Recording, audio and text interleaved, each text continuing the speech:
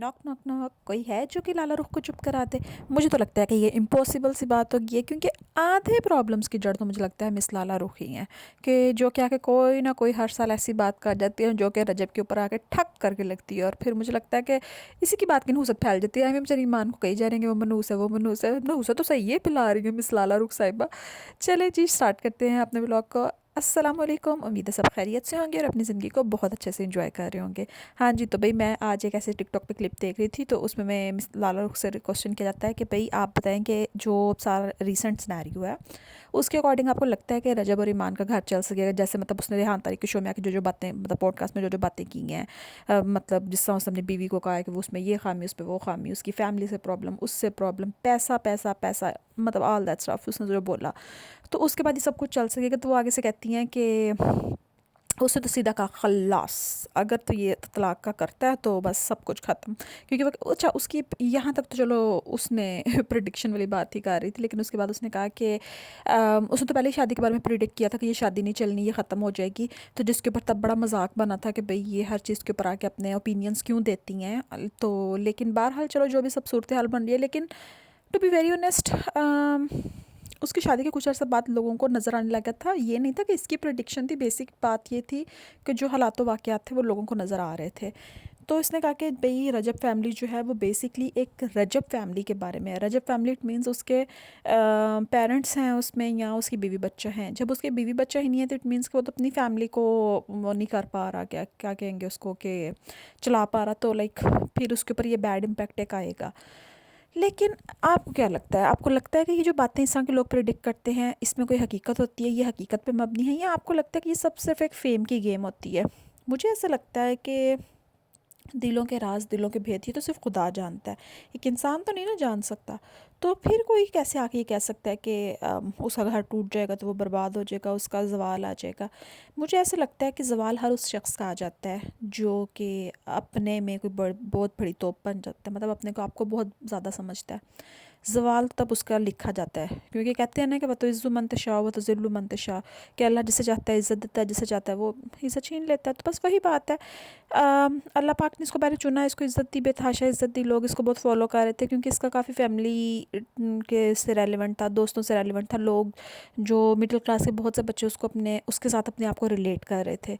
लेकिन अभी जो सिचुएशन हो गई है, अब पिछले कुछ अर्से से उसके अंदर गरूर आ गया, उसके अंदर ये चीज़ें। अब देखें, ये एक सारा इमोशनल ड्रामा प्ले किया जा रहा है जिसमें उसकी फैमिली को, ईमान की फैमिली को गंदा किया जा रहा है। लेकिन जो इसने कुछ बातें ईमान की फैमिली के बारे में बताई, उसमें से सिर्फ एक बात मुझे जो जो बेतहाशा मुझे गलत लगी, वो ये थी कि अगर उन्होंने कोई इंस्टाग्राम पे ग्रुप बनाया, तो ये तो इंतहाई गिरी हुई हरकत है कि इंस्टाग्राम पे ग्रुप बनाना। अगर आपने रिश्ता ख़त्म करना तो स्ट्रेट अवे ख़त्म कर दो, ये नीच हरकतें करने की ज़रूरत ही नहीं है।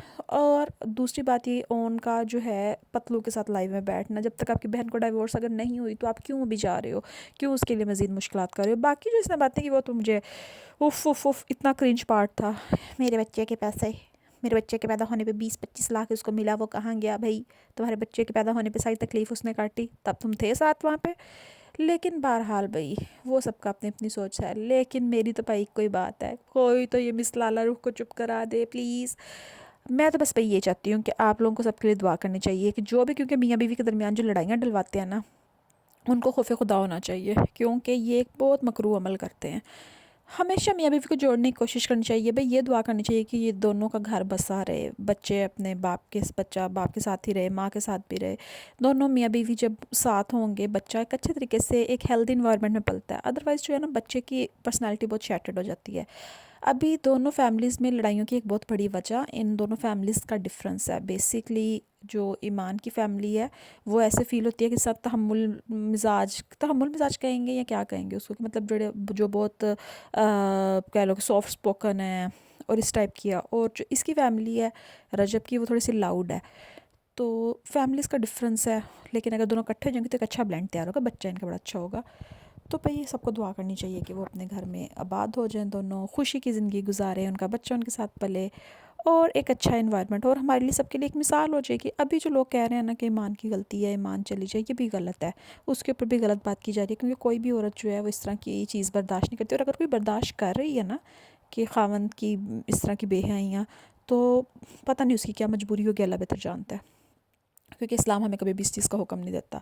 आज मैंने एक टिक टॉक की वीडियो में देखा कि वो कहती है कि 4 शादियाँ कर सकते हैं, तो रजब ने तो अभी तक फिर भी ज़ारा से शादी नहीं की, उसको छोड़ ही दिया। तो ये तो बहुत गिरी हुई बात थी। बाकी अगर कहें कि ईमान के एंड से देखा जाए तो ईमान जो है उसको अब अपना थोड़ा सा दिल बड़ा करे, उसको माफ़ करे।